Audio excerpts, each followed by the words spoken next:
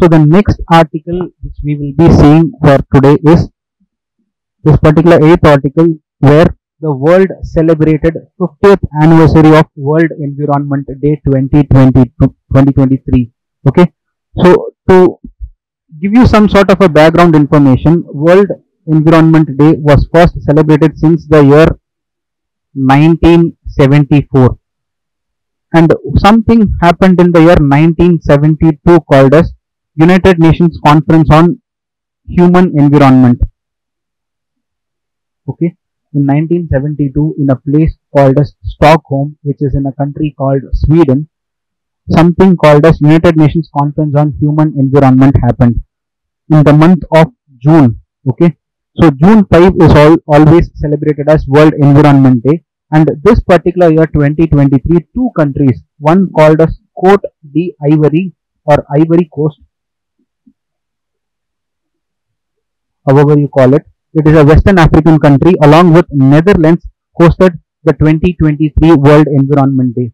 To give you some other relevant background information, in the year 2018, India hosted the World Environment Day with the theme called as Beat Plastic Pollution. Okay, so why this particular content is relevant and why this particular theme is relevant, we'll be seeing right now. Okay, because 2023 also the same theme is being repeated. Whatever India had in the year 2018, the same theme is more or less repeated for the year 2023, when these two countries of Cote d'Ivoire and Netherlands hosted the World Environment Day, or the 50th anniversary of World Environment Day. So this year, to mark the 50th anniversary, two organizations called as BEE, Bureau of Energy Efficiency from India, along with organization, an international NGO organization called as CLASP, okay, Bureau of Energy Efficiency and Collaborative Labeling and Appliances Standard Program, it is called as CLASP, Collaborative Labeling and Appliances Standard Program, an international NGO, joined hands to host something called as consumer centric approaches for e-cooking transition. Okay, why e-cooking, sir? What are the energy which we are using for cooking right now? So that particular question should come to your mind. And why e-cooking all of a sudden? See, e-cooking also means electric cooking. For electricity generation also we burn some sort of fossil fuels, but slowly India as a country is moving towards or transitioning towards renewable energy sources, where we generate energies from renewable sources such as solar or wind or even nuclear energy. Okay, so this particular year's theme was consumer centric approach for e-cooking transition in New Delhi. Okay, so this particular year the Ministry of Environment, Forest and Climate Change envisages to celebrate World Environment Day with the thrust to mission life. Okay, this e-cooking transition is one of the component of your mission life, and what this particular mission life is, we will be seeing right now. Okay, so the objective of the day is, every year on the day of 5th of June, World Environment Day of the United Nations is celebrated to create awareness among the people to protect our environment. Okay, the day is 5th June every year. World Environment Day 2023 June 5 marks the 50th anniversary. That is what you will have to keep in mind. So June 5, to mark the first day of United Nations Conference on Human Environment. I already told you it was the year 1972 when this particular conference on human environment took place in a country called as Sweden, and its capital Stockholm. So the date was June 5 to 16th. So the first day is marked as the World Environment Day. Okay, so the theme for that particular year 1972 was only one Earth, and I told you what was the theme on the year 2018, beat the plastic pollution. So, and I also told you in a way it is the same theme for the year 2023 when Ivory Coast and Netherlands host this particular World Environment Day in 2023. Okay, so the theme for World Environment Day on June 5, 2023 will be again a campaign to beat the plastic pollution. Okay, so now as I told you, e-cooking transition is one of the component of mission life. I'll tell you what mission life is. I'll give you a brief idea of what mission life is, and I'll then go back to some other data which relates mission life with clean cooking fuel. Okay, mission life is one particular scheme which was launched by the Prime Minister of our country on the 26th United Nations Conference of Parties, which was held in Glasgow. Okay, so Conference of Parties, 26th Conference of Parties to a convention called as UNFCCC, United Nations Framework Convention on Climate Change. Before that, some basics. Okay, I told you 1972 United Nations Conference on Human Environment. In the year 1992, at a place called as Rio in Brazil.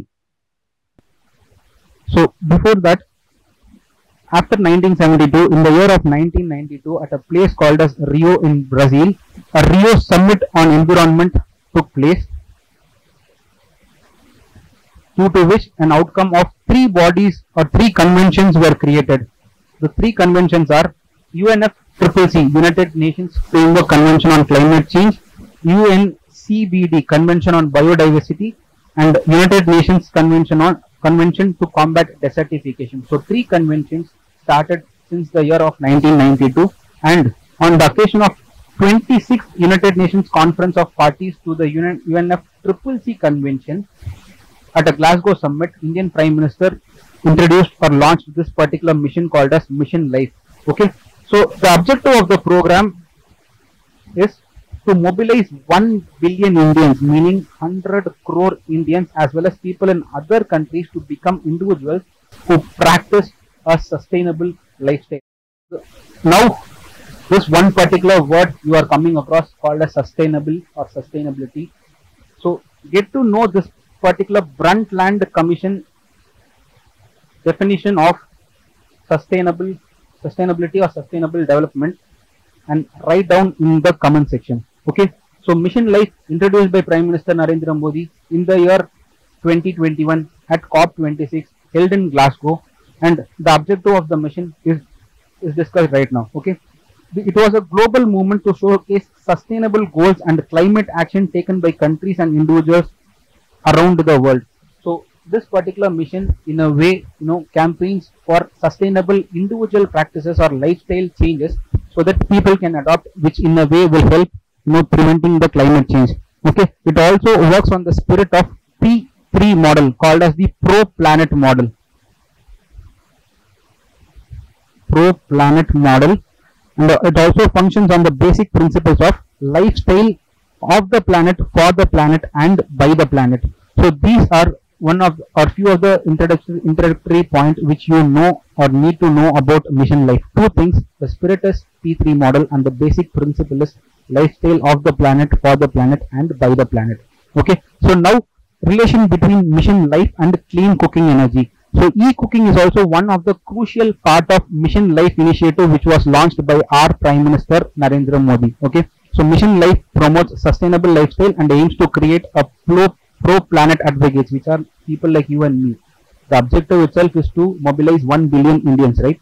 And the clean cooking energy is essential for India's energy transition, because we know now there is one particular scheme called as Ujjwala Yojana, where government is providing free or clean cooking fuel at subsidized price to people or women in the country.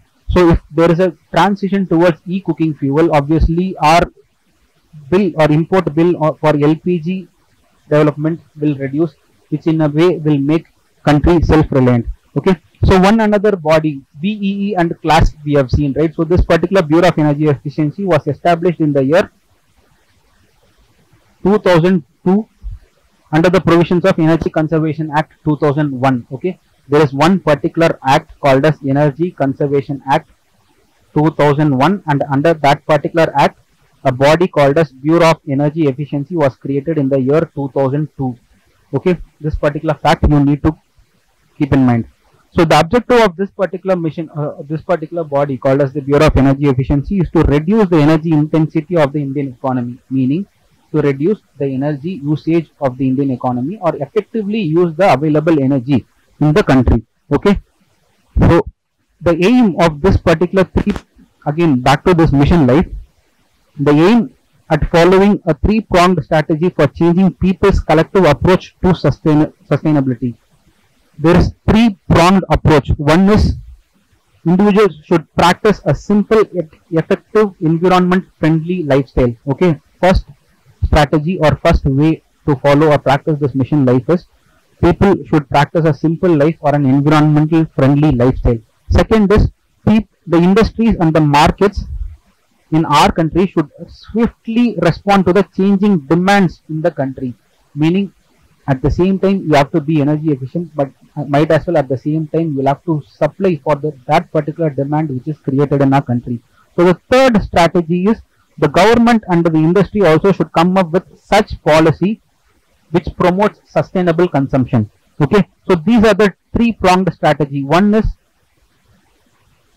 the demand of the people should be with the concerns of environmental friendly or sustainable demand, and the supply of that demand should also be swiftly met by the industries, and might as well the government or the industry should come up with such policy which will promote sustainable consumption or sustainable lifestyle. Okay, so the next topic which we are going to see is National Highways Authority of India has recently, in the month of June 2023, has released its first sustainability report.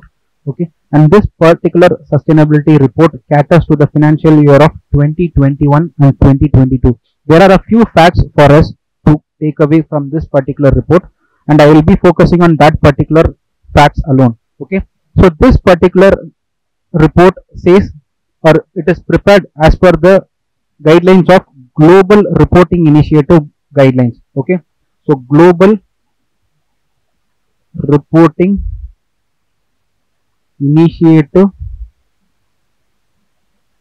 guidelines. Okay, so the primary objective of this particular report to be released by National Highways Authority of India is to attract green finance or to mobilize finance so that highways can be developed in and around our country. Okay, and on what guidelines? As I said earlier, it is based on the Global Reporting Initiative guidelines. Okay, so the key findings of the report are few facts of this particular report which we have to emphasize for our Group 1 and Group 2 examination is, first fact is, it has developed a data lake tool. The report says that National Highways Authority of India has developed a data lake tool for digitizing the highway network in India. Okay, so vast amount of data generated from different parts of the country, the number of vehicles moving in different toll plazas, the number of highways which are being constructed, which are already constructed or which are under renovation, all these large scale data will go under this data lake tool. So National Highways Authority in its report has stated this particular data lake tool. So this is one fact. Second fact is NHAI or National Highways Authority of India has also come up with the data stating that it has reduced direct emissions and also fuel consumption. Direct emissions, it has reduced emissions as in emissions from the vehicles. Okay, it has reduced by 18.44 percentage. Might as well fuel consumption by 9.49 percentage, which in a way tries to convey that the government and the National Highways Authority of India are dedicatedly focused towards, mobilizing various parts of the country or connecting various parts of the country. So it had also a twin success of reducing the emissions and reducing the fuel consumption. Okay, so this is the second data which we need to keep in mind. The third data or fact which the report has stated is, the National Highways Authority of India has also stated a number of recycled materials which they are using for the construction of the road. So first such recycled material is fly ash, plastic waste, recycled asphalt, also called as RAP, and recycled aggregates. These four materials National Highways Authority of India has stated that it is using for the construction of national highways. So the fourth data which we need to keep in mind is, there are more than 100 wildlife crossings were created in the last 3 years across 20 states to reduce man-animal conflict. So this one particular statistics or data is also mentioned in this particular National Highways Authority of India's first sustainability report. So the four facts which are mentioned is, first is data lake tool, second is reducing emissions, and also fuel consumption. Third is a number of recycled materials. I have told you 4 recycled materials mentioned in our document. And the fourth data is 100 wildlife crossing in almost 20 states in the last 3 years has been developed. So fifth fact or data is plantation. National Highways Authority of India has undertaken plantation drives to develop eco-friendly national highways, planting around 2.7 crore or 74 crore saplings all along the highways. Okay, for the period of 2021 and 2022, as I told you already, that is the survey period. Okay, so almost 2.74 saplings. That is the fifth data. And sixth information which they pertain to tell us, it used the National Highways Authority of India in a way used an inclusive workforce where they employed women and also people or women from the marginalized communities in the last 3 years. Okay, so there have been a steady increasing in the hiring by almost 7.4 percentage and a total increase of 3% of overall workforce in the last 3 financial years. Okay, women and people from the marginalized sections. So as I told earlier, this particular sustainability report released by National Highways Authority of India is based on the guidelines issued by Global Reporting Initiative. So this particular organization or Global Reporting Initiative is an international organization that will help not just the governments but also business and other organizations to take responsibility of the impact on environment. Okay, its secretariat or this organization's Global Reporting Initiative is an international organization. Its secretariat is located at Netherlands in a place called as Amsterdam. Okay, so it enables in a way companies and other organizations to report their economic, environmental, social and governance performance. One body in our country, National Highways Authority of India, is also releasing a report or data based on this particular guidelines, and if this particular organization called as Global Reporting Initiative helps the organization. So here a few factual data we will be seeing, which is data about National Highways Authority of India and few facts about the national highways present in our country. First thing is National Highways Authority of India was set up in the year 1988. Okay, 1988 under the Ministry of Road Transport and Highways. Under the Ministry of Road Transport and Highways. Okay, so the objective is to develop national highway projects along with other minor projects for the development, maintenance and management. The primary objective of this authority is to develop highways and other minor projects. Okay, so the next project which they also take care is they widen major highways in India, and they will also develop the standards of already existing highways in India. The vision of this particular organization is to also meet the nation's need for highways and also to develop highway networks to global standards, and also develop highways in a time bound and cost effective manner to promote the economic well-being of our country. Okay, now few facts or few data about the national highways are, this first particular point deals with the definition of what a national highway is. So one data which we need to know is, according to Ministry of Road Transport and Highways, there are almost 599 national highways in the country. Okay, the second fact or data which you need to know from the exam perspective is, the longest national highway in the country is National Highway 44. Okay, National Highway 44 is the longest national highway in the country, which runs between Srinagar in Jammu and Kashmir to Kanyakumari in Tamil Nadu, covering a distance of approximately 3,806 kilometers. Okay, these facts you need to know about national highways. Second, states.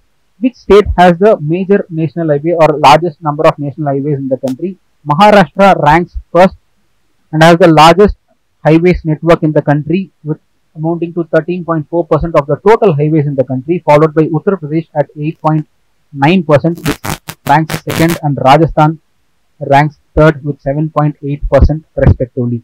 So the next topic for the day which we are going to see is National Institutional Ranking Framework. Okay, so this particular news article is very important because it is since a few years this particular National Institutional Ranking Framework is being released by Ministry of Education, released by Ministry of education. So the next topic which we will be seeing right now is National Institutional Ranking Framework. I'll repeat again. The next topic is National Institutional Ranking Framework, and this particular report or framework is released by the Union Ministry of Education. Okay. So recently the Minister of State for Education released the National Institutional Ranking Framework 2023. So there are key highlights of the report. I will be telling you the most important facts needed for your prelims perspective. So IIT Madras is that one particular institution which has ranked or which has attained the first position in the overall category and engineering category. IIT Madras has come in the first rank for the overall and engineering category, and Indian Institute of Science Bengaluru has topped the universities category in research institutions category. Okay, IISc Bangalore has topped in research institutions category. So the next, totally there are 13 categories, out of which a few important categories alone we will be seeing. As of now, we have seen in overall category and in engineering category it is IIT Madras, and then research universities category it is IISc Indian Institute of Science Bangalore, and in management category it is IIM Ahmedabad. Okay, so these three data please keep in mind. The fourth is medicine category or medical category. In it, AIIMS Delhi or AIIMS New Delhi has topped the ranking. AIIMS New Delhi has topped the ranking. In law category, National Law School Bengaluru has topped the law category. Okay, so overall and engineering category it is IIT Madras. Universities or research institutions category it is IISc Indian Institute of Science Bangalore. In management category it is IIM Ahmedabad. In medical category it is AIIMS New Delhi, and in law category it is National Law School Bangalore, and in agricultural category or agriculture category it is Indian Agriculture Research Institute New Delhi, which is located in Pusa Road, New Delhi. So these institutions have topped in their respective categories. Okay, so the things which you need to know is there are three new additions to this particular National Institutional Ranking Framework. So the new additions for this year for the 2023 report is one sector or one field of education called as agriculture and allied sector. This is one new addition. Second is this particular category of innovation, where it actually replaced this erstwhile Atal ranking of institutions on innovations achievement. I already told you in universities and research or innovations category it is IISc Bangalore which has topped the in the country level. So the third category to be introduced is architecture, and which gives priorities to architecture and planning, in specific town planning also. So these three categories, agriculture 1, innovations 2 and architecture 3. So these three categories are the new additions for this year, making the overall category or the overall number to 13. Okay, so 13 category. So totally it is overall universities, colleges, research institutions and innovations, and 8 subject areas where there are engineering, management. I told you Indian Institute of Management Ahmedabad has topped it. Pharmacy, architecture and planning, medical again AIIMS Delhi, law National Law School, dental, agriculture and allied sectors. So totally there are 13 categories, and in 13 categories various institutions are ranked accordingly. So what are all the parameters on which they are ranked? There are a total of 5 parameters on which every single college or university in the country is ranked, and they get the respective positions. So there are 5 broad categories. The 5 broad categories, the first one is teaching, the second one is learning and resources, the third category is research and professional practice, the fourth category is graduation outcome, and the fifth category is outreach, inclusivity and perception. So these are the 5 categories on which the various colleges, universities or educational institutions in the country is ranked. So we will be seeing the next topic called as India's first international cruise vessel. Cruise vessel is nothing but a tourist cum transport ship. Okay, tourist cum transport ship. Recently, India's first international cruise vessel called as MV Express. Please remember the name of the vessel is MV Empress. So, okay, it is called as MV Empress. So, the Union Minister for Ports, Shipping and Waterways and Ayush recently flagged off India's first international cruise vessel called as the MV Empress from Chennai to Sri Lanka. So, during this occasion, one tourism terminal was also, or international cruise tourism terminal was also started in Chennai. Okay, from this particular terminal, ships will go to three particular cities in Sri Lanka called as Ambantota, Trikonamali and Kanakesanthurai. So these three particular cities in Sri Lanka, this particular MV Empress cruise vessel is gonna travel. Okay, on this particular occasion, Union Minister of Sports also inaugurated an international cruise tourism terminal in Chennai. Okay, so there are also proposals to start new international cruise tourism terminals in Andaman, Puducherry and Lakshadweep Islands. So increasing the number from 1 to a total of 4 international cruise tourism terminals. Whereas first one, it is already inaugurated in Chennai. Second, third and fourth are planned to be coming at Andamans, Puducherry and Lakshadweep Islands. Okay, which are expected to be operational in the year 2024, this particular year. Okay, the government also is in a vision of increasing the number of cruise ships from 208 to 500 by the year 2030. This year is 2024. A total of 208 international cruise ships are there. The target of our country is to increase it by 500 by the year of 2030, and also increasing the passengers from 9.5 lakhs to 45 lakhs by the year of 2047, which we call it as Amrit Kal, or 100 years of independence. Okay, so this is one particular vision of our country. So the next particular topic which we will be seeing is Nyaya Vikas Portal. The name sounds something related to courts or judiciary, right? So the next heading is Nyaya Vikas Portal. Okay, recently a portal has been launched, which is a centrally sponsored scheme. Okay, this particular portal called as Nyaya Vikas Portal is launched. The reason is Department of Justice under the Ministry of Law and Justice, since the year of 1993 and 1994, they are doing a number of centrally sponsored schemes. Again, there is a difference between what is a centrally sponsored scheme and central sector scheme.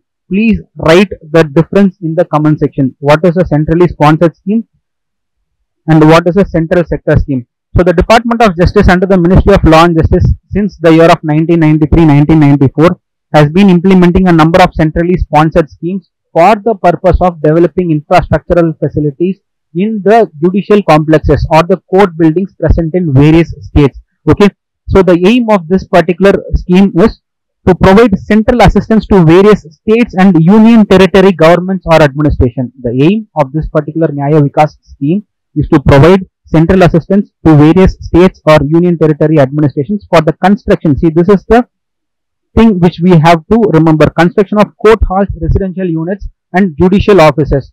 Okay, for the judges of district courts and subordinate courts.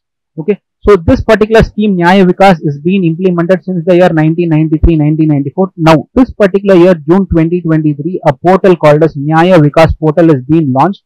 Only the major aim of the portal is to monitor the implementation of all these schemes or projects or construction activities being taken by the Department of Justice under the Ministry of Law and Justice. Okay, so here again the data is given. The purpose is to provide central assistance to state governments and union territories for the construction of court hall and residential units. Okay, along with it, there are a number of other constructions also which are being undertaken under the scheme, such as lawyer hall, toilet complexes and digital computer rooms also for the convenience of lawyers and litigation. So this particular scheme, the Nyaya Vikas scheme and its portal functions on a centrally sponsored scheme basis. Okay, so here the funding is 60:40 for any normal state, any state which is not a northeastern state or a hilly state. For example, Jammu and Kashmir, Uttarakhand are all considered as an hilly state. So for any state which is not a northeastern state or a mountainous state, the funding will be in the ratio of 60:40, meaning 60% of the funding for the scheme will come from central government and 40% of funding for the scheme will come from state government. Okay, so the second sharing ratio is 90:10 for those northeastern and Himalayan states. Again, 90% will come from the central government and 10% will come from the state government, meaning the northeastern states and the Himalayan states. For example, your Himachal Pradesh, Uttarakhand, Jammu and Kashmir, Ladakh and all those states. So the third category of funding is 100% complete funding from the central government to the union territories or administrations like that of Lakshadweep, Puducherry and Andaman and Nicobar Island. So the next topic which we will be seeing for the day is topic number 12. Indian President Madam Draupadi Murmu or Srimati Draupadi Murmu has been recently in the month of June 2023 has been given the highest civilian honor of Suriname. Okay, has been given the highest civilian honor of Suriname. So what is the name of this title? Two things which you have to remember in this particular article is, where is the country called as Suriname? The country is in South American continent. Okay, the country is in South American continent, on the northern part of South American continent. Capital of the country is Paramaribo. The name of the country is Suriname, a South American country. Country is present in northern part of the South American continent and its capital is Paramaribo. So recently, President Draupadi Murmu visited a country called as Suriname, marking or on the occasion of 150th anniversary of Indians actually landing up in the country of Suriname. Imagine India, a country in Asia, Suriname, a country in South America or a Latin American country. Imagine Indians in the year of 1873. For the first time, Indians have actually landed up in a country called as Suriname. There is one name of a ship mentioned in this particular article called as ship Lala Rook. Ship Lala Rook. Okay, there is a meaning for this particular word, ship Lala Rook. What is this meaning called as Lala Rook? Please write it in the comment section. So in 1873, Indians actually landed in this country called as Suriname. On this occasion, when Draupadi Murmu madam went and participated in that particular event, she also announced an extension of eligibility of the OCI card holders. OCI is nothing but Overseas Citizen of India card holders. Okay, so she has also announced an extension of eligibility for persons of Indian origin residing in foreign countries, for which they can obtain or get this Overseas Citizens of India card holders. Okay, at the same occasion, Madam Draupadi Murmu also recognized Suriname's involvement in initiatives like that of G20. Recently, India hosted the G20 meeting, where African Union was also added as a 21st member of the grouping or the global grouping of 20 called as G20. Okay, on this occasion, Suriname was also one country which was invited as an observer member or a guest member in this G20 meeting. Okay, so Madam Draupadi Murmu recognized Suriname's involvement or contribution in the initiatives like that of G20. So the name of the award or the highest civilian award is Grand Order of the Chain of Yellow Star. So this particular award is very important, where you might face a question stating that what was the award which was recently awarded to the President of India. The name of the award is Grand Order of the Chain of the Yellow Star Award, which was given to Madam Draupadi Murmu. So the next article or the article number 13 which we will be seeing is Indigenous Heavyweight Torpedo Varnastra. Okay, so recently a body called as Naval or a Vizag based organization called as Naval Sciences and Technological Laboratory, Naval Sciences and Technological Laboratory, along with DRDO, Defense Research and Development Organization under the Ministry of Defense, has recently come up with this particular indigenous or India made heavyweight torpedo. What is a torpedo? A torpedo is one weapon or a missile which is supposed to attack any underground submarines which are enemy vessels or any other enemy vessels.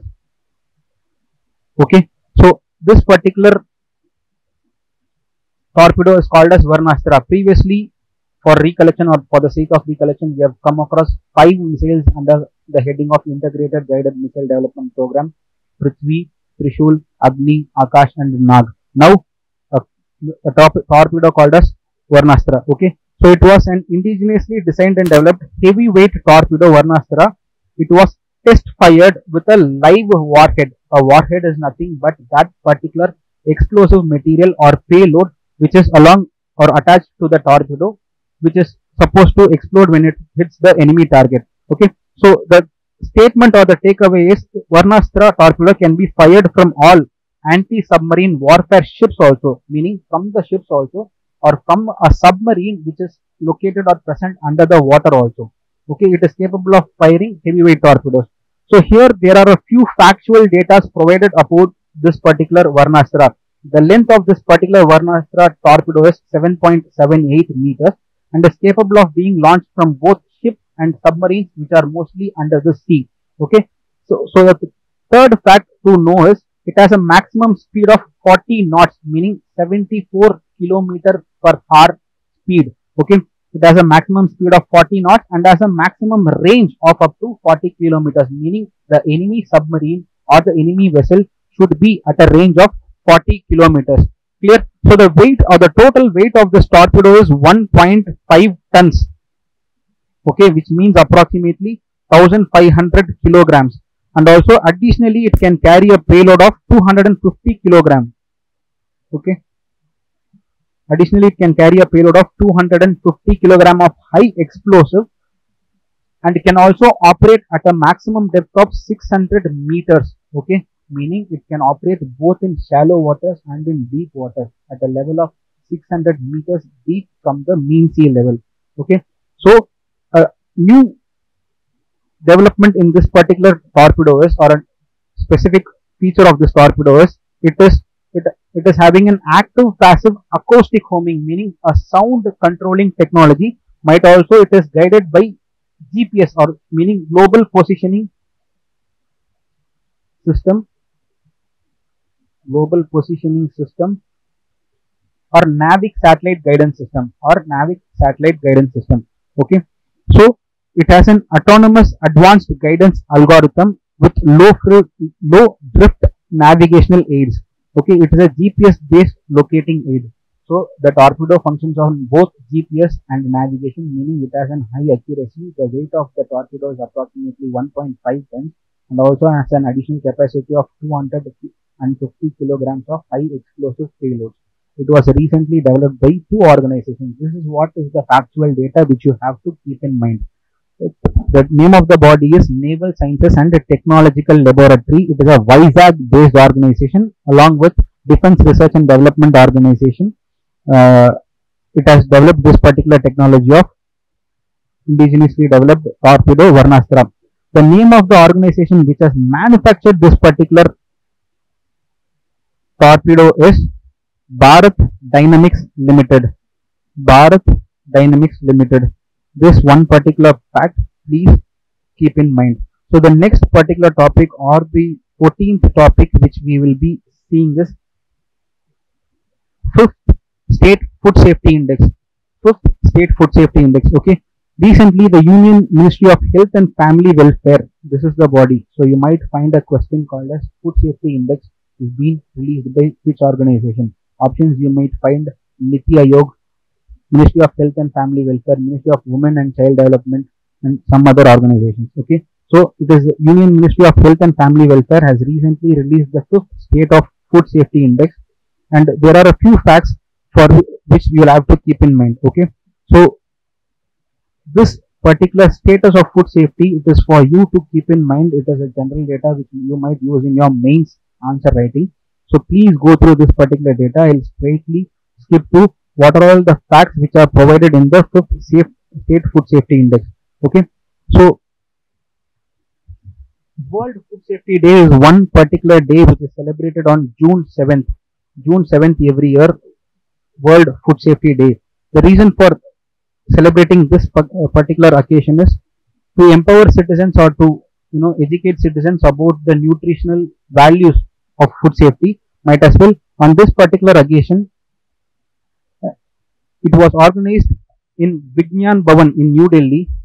It was organized in Vignan Bhavan, New Delhi. It was an international and interactive session, okay, which focuses on or which gives knowledge about food safety and any other innovation, okay.